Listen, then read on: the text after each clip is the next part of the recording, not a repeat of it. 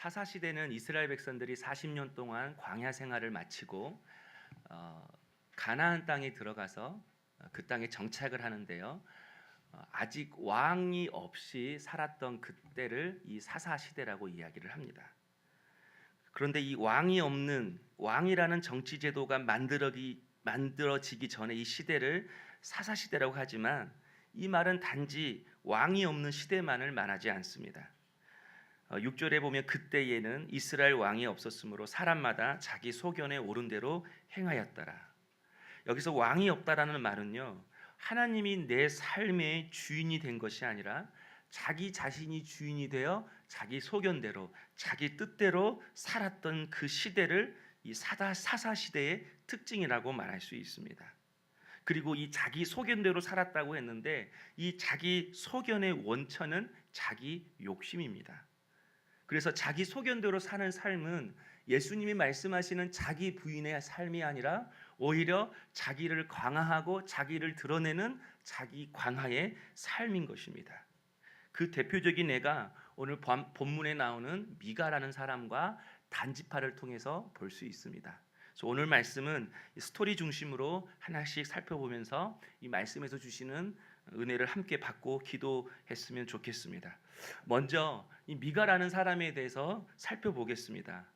그는 이스라엘 중부 지역에 위치한 그 에브라임 지파 소속의 사람입니다.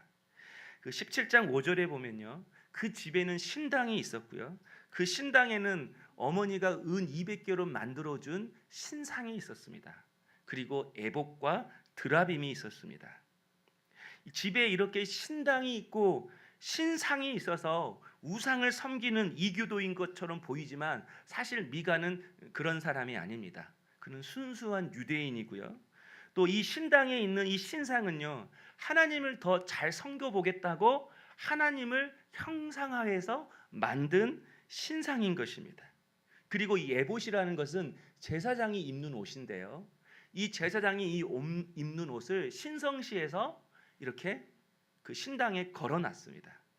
그리고 이 가나안 땅에 사는 이 원주민들은요, 자기 집을 지켜주는 수호신이 각각 있다고 생각했습니다. 그래서 그 수호신이 누구인지는 모르지만 자기가 생각해서 수호신이 이렇게 생겼겠다 하고 생각해서 만든 그 조각상이 있습니다. 그것을 드라빔이라고 합니다. 그러니까 지금 미가는 자기 집에 신당을 만들고 거기에 하나님의 신상과 제사장의 옷을 놔두고 하나님을 경배하는, 겉으로 보기에는 굉장히 신앙심이 깊은 사람입니다. 그리고 드라빔을 그 신당에 모셔 넣는 것처럼 종교성이 굉장히 강한 사람입니다. 더 놀라운 일은요, 자기 집에 신당을 만들어 놓고 신상을 놓았을 뿐만 아니라 자기 아들을 제사장으로 세워서 매일 그 아들 제사장과 함께 미가가 하나님께 예배를 드렸다라는 것입니다. 그런데 이 미가의 마음속에 뭔가 그 미흡함을 느꼈던 것 같아요. 갑자기 어느 날 한 청년이 이 미가의 집에 들립니다. 이 청년은 그냥 정처 없이 동가숙 서가숙 그렇게 떠도는 청년이었습니다. 미가가 이 청년과 이런저런 얘기를 하다가 이 청년에게 어디 출신이냐고 물어봤던 것 같아요. 그때 이 청년이 나는 레위 지파 소속이라고 이야기를 합니다. 그 순간 미가가 쾌재를 불렀습니다. 왜냐하면 제사장은 오직 레위 지파 사람만이 제사장이 될 수 있거든요. 지금 아들을 임의로 제사장을 세워서 제사를 드리고 있는데 그것이 항상 마음에 걸렸던 것 같아요. 그런데 갑자기 레위 청년이 정처없이 떠돌다가 미가 자식이 집에 방문한 겁니다. 그러니까 이것을 하나님의 뜻으로 받아들이고 이 레위 청년에게 제안을 합니다. 내가 1년 연봉으로 은 10개와 옷 한 벌과 숙식을 제공해 줄 테니까 우리 집 신당의 제사장이 되어주고 나와 내 집의 영적 아비가 되어달라고 부탁을 한 겁니다. 사실 이 은 10냥은요 굉장히 큰 돈입니다. 아마 지금으로 말하면 억대 연봉 정도 될 것입니다. 그래서 이 청년은요 한치의 망설임도 없이 흔쾌히 수락을 했습니다. 그러나 여러분, 미가는 이 청년이 레인이라는 것만 확인했을 뿐 정말 그가 레인인지, 그리고 레인으로서 제사장의 훈련을 받았는지, 그래서 제사장으로서 그 자격을 갖추었는지는 전혀 확인하지 않았습니다. 그냥 그 청년이 나는 레인이라 말하는 그 말 하나 듣고 또 그의 겉모습만 보고 그를 자기 집에 제사장 삼은 것입니다. 여러분, 이 레위 청년이 이렇게 억대 연봉을 받고 옷을 받고 집도 받고 숙식을 제공받았으니까 얼마나 지성으로 이 미가와 미가의 집을 위해서 예배를 드리고 제사를 드리고 영적 아비의 역할을 했겠습니까? 또 미가는 이렇게 자기 자신의 집에 신당을 놓고 그리고 직접 제사장을 세워서 그와 함께 예배를 하나님께 매일매일 드리니까 미가 자신은 얼마나 그 마음이 흡족했겠습니까? 그가 얼마나 흡족했는지 17장 13절에 미가가 이렇게 말합니다. 이에 미가가 이르되 레인이 내 제사장이 되었으니 이제 여호와께서 내게 복 주실 줄을 아노라. 여기서 아노라 이 단어는요, 확신하노라 그런 뜻입니다. 내가 이렇게 열심히 하나님을 예배하니 하나님이 내게 복 주실 것을 나는 확신한다. 그런 의미입니다. 그러나 여러분, 이게 정말 사실일까요? 정말 미가가 자신이 이렇게 확신 있는 말로 고백하는 것처럼 그는 정말 하나님의 그런 놀라운 축복을 받을 수 있을까요? 아니면 또 지금 받고 있는 건가요? 전혀 그렇지가 않습니다. 지금 미가는 그의 신당에서 제사장과 함께 정성을 다하여 함께 예배를 드리지만 그는 지금 예배를 드리면 드릴수록 그 예배 가운데 하나님께 은혜를 받고 감동을 받으면 받을수록 그는 오히려 하나님과 점점 멀어져 가고 있다라는 것입니다. 여러분 보십시오. 그는 먼저 십계명 제1계명을 어기고 있습니다. 너는 나 외에 다른 신들을 내게 두지 말라. 정성스럽게 신당을 만들고 하나님의 신상을 또 거기에 모셔놨지만 거기 한쪽 구석에는 자기 집에 수호신이라고 믿는 드라빔을 몰래 놔두었습니다. 하나님이 복 주시지 않으면 플랜 B로 그 우상한테 복을 받으려고 하는 것이죠. 십계명 제1계명을 어겼습니다. 또 그는 2계명도 어겼습니다. 하나님은요, 자기의 모습을 형상화해서 어떤 것으로도 조각, 우상을 만들지 말라고 하셨습니다. 왜냐하면 하나님은 영이시기 때문에 사람의 모습이 아닙니다. 하나님이 영이시기 때문에 그 어떤 것으로도 형상화해서 우상을 만들 수가 없는 것입니다. 그래서 하나님은 나의 모습을 형상화해서 우상을 만들지 말라 명령하셨어요. 그런데 하나님의 모습을 생각해서 신상을 만들어서 그 신상을 모셔놓고 예배를 드리고 있는 것입니다. 하나님을 가장 뜨겁게 예배하고 하나님을 그렇게 마음을 다하여 예배한다고 하지만 그는 가장 중요한 십계명의 1계명과 2계명을 어기고 있으면서 신앙생활을 하고 있다라는 것입니다. 여러분, 더 놀라운 것은요, 이 십계명 1계명과 2계명을 누가 제일 잘 알아야 합니까? 그리고 그것을 알고 누가 제일 먼저 말려야 합니까? 그리고 가장 좋은 하나님이 기뻐하시는 예배가 무엇인지 그것을 가르쳐주고 함께 예배를 드려야 할 의무가 누구에게 있습니까? 이 레위 청년에게 있는 거 아닙니까? 그런데 그는 여전히 미가와 함께 신상을 모셔놓고 제사를 드리고 있는 것입니다. 어떻게 미가는 십계명도 모르고 그것을 지키지도 않는 수준 미달의 레위 청년을 제사장 삼아서 함께 예배 드릴 수 있는 것입니까? 또 그런 청년 제사장과 함께 예배 드리면서 나는 하나님께서 복 주실 줄을 확신합니다. 어떻게 그렇게 고백할 수 있는 것입니까? 이유는 하나입니다. 그게 미가의 수준이었기 때문입니다. 이런 미가의 수준이 그 수준에 상응하는 제사장을 뽑는 것이고 또 그 수준의 신앙생활을 하는 것입니다. 이 본문에 나오는 미가가 가지고 있는 신앙의 수준은 무엇입니까? 오직 하나님께만 복을 받는 것입니다. 하나님께 복만 받는 것, 그것이 미가가 가진 신앙의 수준입니다. 그런 그에게는요, 순종할 하나님의 말씀도, 그 말씀에 대한 순종도 없습니다. 그저 자신이 주인이 되어 하나님께 복만 구하며 주님이 주신 그 복 자기 뜻대로 쓰면서 사는 것입니다. 그러기에 그는 하나님의 꿈도 없고 비전도 없고 하나님의 뜻을 위해 사는 헌신된 삶도 없는 것입니다. 성도 여러분, 우리는 각자의 신앙의 수준만큼 말씀을 받고 깨닫습니다. 나의 신앙의 수준만큼 결단하고 분별하고 순종합니다. 나의 신앙의 수준만큼 하나님의 꿈을 꾸고 그 꿈을 위해 사는 것입니다. 더 중요한 것은 나의 신앙의 수준만큼 내 자녀를 바른 길로 인도하는 것입니다. 여러분, 미가의 집에 있는 이 신상 누가 만들어 준 줄 아세요? 미가의 어머니가 만들어 줬습니다. 자기 집에 어머니의 수중에 은 1,100개가 있었던 것 같아요. 은 10량이 제사장의 1년 연봉이었으니까 은 1,100개는 어마어마한 돈이겠죠.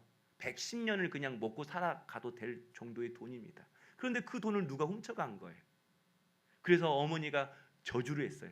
아니, 은 1,100개가 없었으니 얼마나 원통할 일이에요. 누가 도둑질한지는 모르겠지만 저주를 받을지어다, 죽을지어다, 온갖 저주를 퍼부으니까 그걸 듣고 사실은 그 돈 아들 미가가 훔쳐갔는데 그 아들이 마음이 덜커덩한 거예요. 그래서 엄마한테 솔직하게 자수를 합니다. 그 돈 내가 훔쳐갔다고.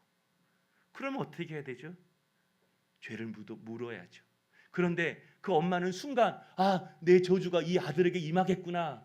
그 죄를 묻지 않고 얼른 그 돌려받은 돈 1,100개 중에 은 200개로 신상을 만들었고 그 신상을 만들고 그 신상 앞에 하나님께 복을 구했습니다.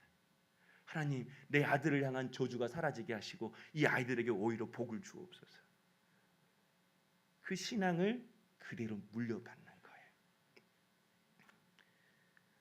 나의 신앙의 수준만큼 여러분 자녀들을 위해 기도하고 신앙의 길로 인도하는 것입니다.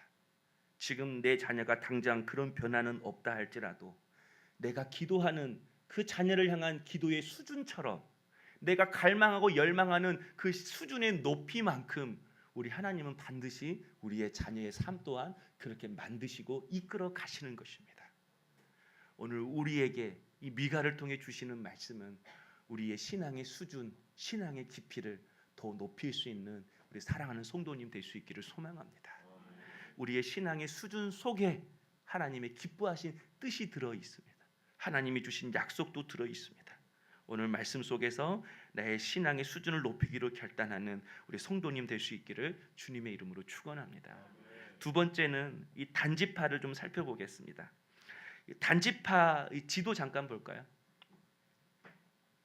네, 그 지도를 보면 1번 단지파 나오죠. 1번. 원래 이스라엘 백성들이 가나안 땅에 들어와서 땅을 분배받았는데 단지파가 분배받았던 땅이 밑쪽 일본어로 쓰여진 저 지역입니다.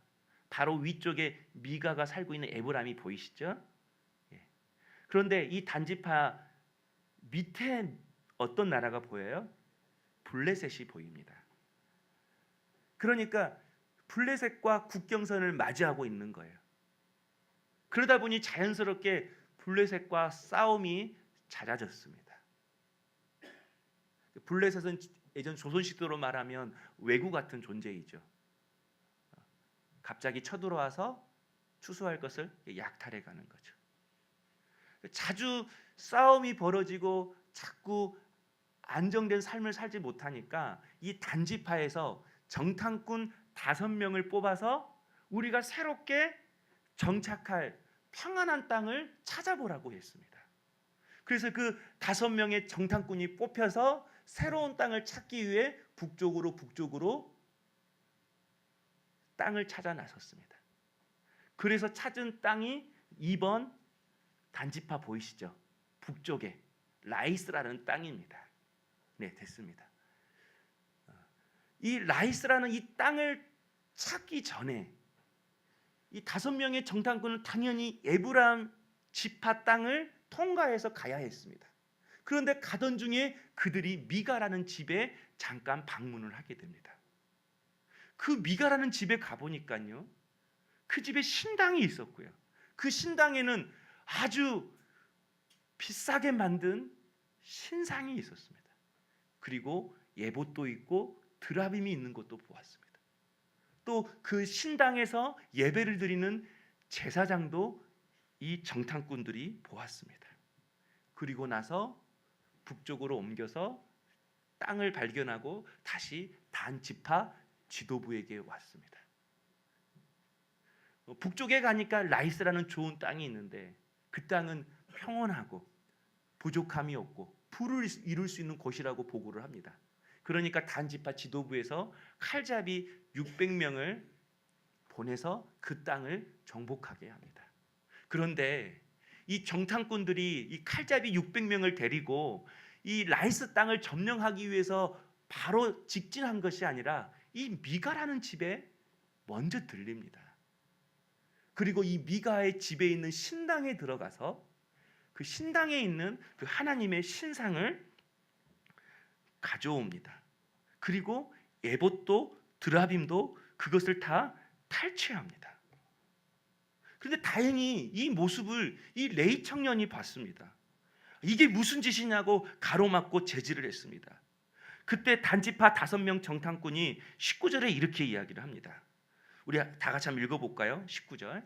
자, 그들이 그에게 이르되 잠잠하라, 내 손을 입에 대라.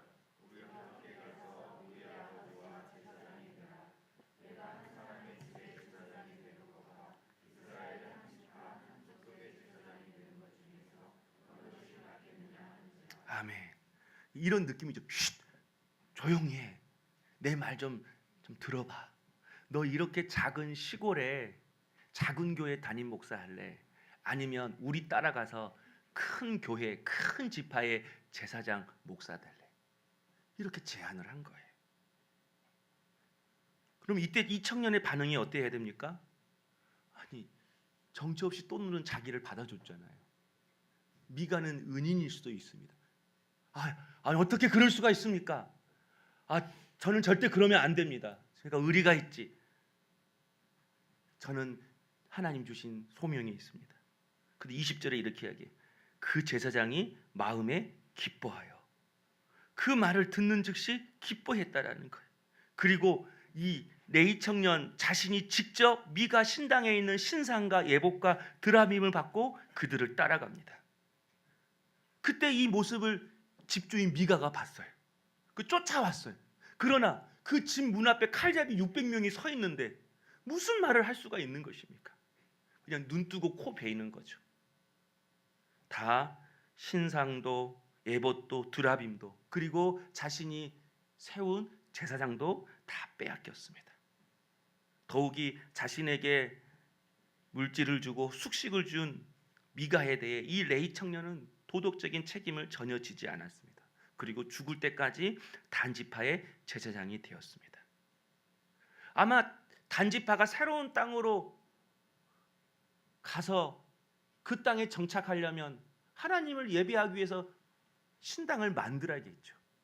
신당을 만들면 거기에 또 신상이 있어야겠죠. 그런데 미가의 집에 보니까 너무 좋은 곳이 있으니까 그것을 취해서 새롭게 정복한 라이스 땅에 가지고 간 것입니다. 여러분, 단지파가 이 새로운 땅에 큰 신당을 지었지 않았겠습니까? 그리고 그 신당에서 이 레위 청년은 이 단지파를 위해 더 경건하게 더 열심히 제사를 드리지 않았겠습니까? 그런데 여러분, 그 제사가 정말 하나님을 위한 제사일까요?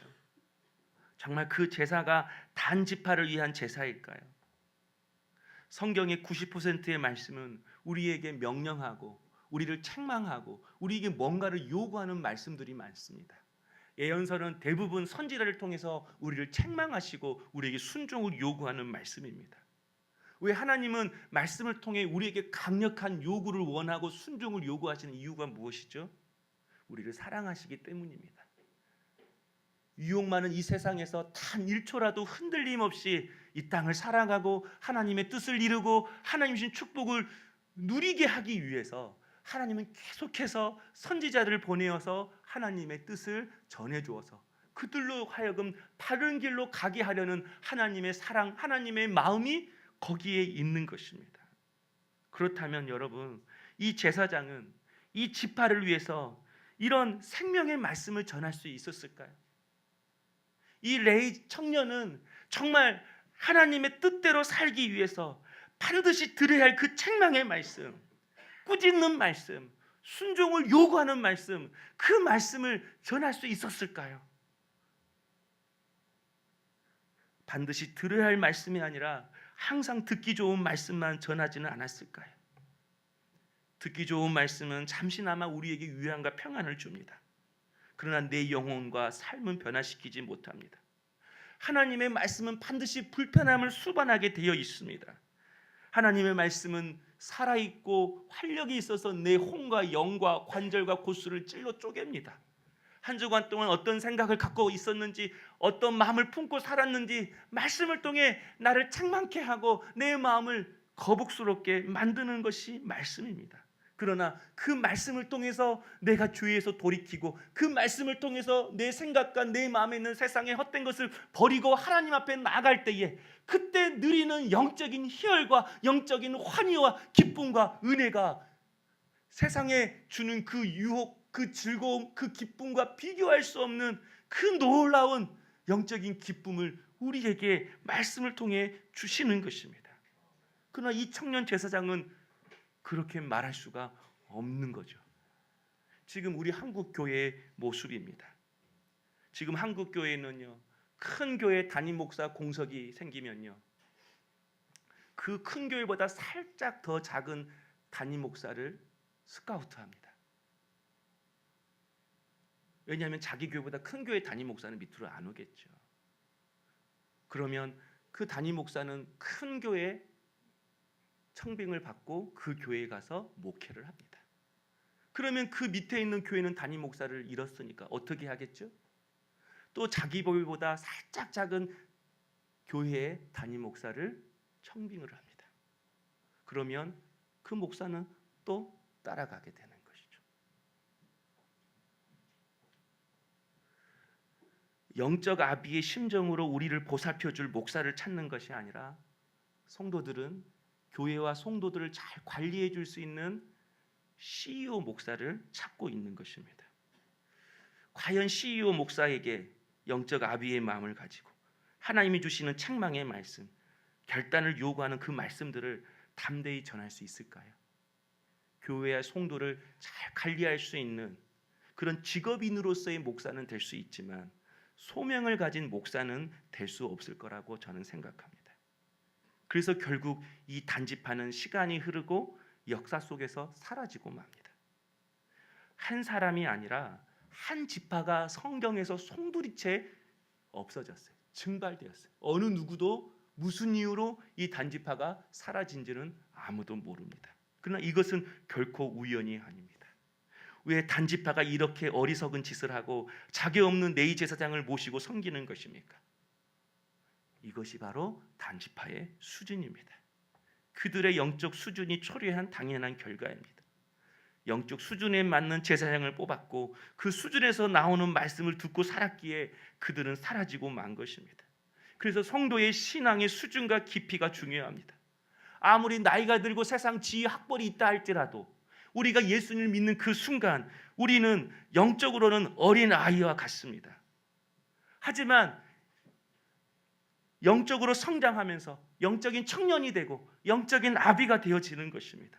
이 말은요, 영적인 단계에 맞는 영적 메시지가 있고 그 단계에 맞는 헌신과 순종과 충성이 있어야 한다는 거예요. 어린 아이일 때 싸우는 믿음의 전쟁이 있고 장성한 믿음을 가지고 있을 때 싸워야 하는 믿음의 전쟁이 있다는 것입니다. 이 전쟁을 피하고 무시할 때 우리는 더 큰 어려움과 위기를 만나게 됩니다. 광야에서는 이스라엘 백성들은 하나님이 주시는 만나를 먹고 살았습니다. 그러나 약속의 땅에 들어와서 하나님이 주신 그 유업, 그 축복을 내 것으로 만들기 위해서는 반드시 정복 전쟁을 치루어야겠습니다. 그들이 받은 이 가나안 땅은 그냥 주신 것이 아니라 그들의 피와 땀이 있는 정복 전쟁을 통해서 취한 것입니다. 오늘 우리가 영적 어린아이일 때는 하나님이 주신 복으로 살아갈 수 있습니다. 그러나 하나님은 우리에게 더 큰 은혜와 더 큰 축복과 약속을 예비하고 있습니다. 그 축복, 그 유혹과 그 약속은 그냥 주어지는 것이 아니라 내가 주님을 의지하면서 싸우며 나갈 때에 내 것으로 취하게 되는 것입니다. 그래서 단지파처럼 그런 믿음의 수준 가지고 살아가면 결국은 영적으로 폭망하는 인생이 될 수밖에 없습니다. 사실 단지파는 강한 용사가 많고 믿음과 열정이 있는 지파였습니다. 여호수아 19장 47절에 보면 단 자손의 경계는 더욱 확장되었으니 이렇게 말합니다. 여호수아가 이스라엘 12지파에게 땅을 분배하면서 내가 너에게 이 땅을 분배해 줄 테니까 그 땅에 있는 원주민들을 내어 쫓아서 너희 땅의 지경을 넓혀가라고 말했어요. 근데 이 명령을 가장 먼저 듣고 가장 먼저 순종한 지파가 단지파입니다. 단지파가 땅의 분배를 받고 나서 얼른 자기가 가지고 있는 힘과 능력으로 그 땅에 있는 원주민들을 다 쫓아내서 그 지경을 넓혀갔어요. 이만큼 단지파는 원래 능력도 있고 열정도 있고 믿음 있는 지파였어요. 그래서 이 단지파의 이 믿음의 수준을 하나님이 아셨기에 아까 지도에 봤던 것처럼 블레셋과의 국경지대의 단지파를 놓게 했어요. 그가 가지고 있는 힘과 능력으로 모든 이스라엘 백성들의 방패 마귀가 되어주기를 하나님은 원하셨다라는 거예요. 그런데 시간이 흐르다 보니까 손해인 것 같아요. 너무 힘들어요. 내가 왜 이 이스라엘 12지파를 위해서 방패 마귀가 되어줘야 돼? 왜 내게 있는 능력과 그 축복을 다른 사람을 왜 써야 해? 그게 귀찮은 거예요. 하나님을 향한 순종도 헌신도 충성도 그게 힘든 거예요. 그래서 새로운 땅을 찾아서 나간 것입니다. 그냥 그곳에서 새로운 땅에서 평안하고 안전하고 부족한 것 없이 그렇게 살면 복된 인생이 되는 줄로 생각하신 것입니다. 그러나 성도 여러분, 우리의 신앙은 영적 싸움과도 같습니다. 우리는 영적 전쟁의 한복판에 서 있습니다.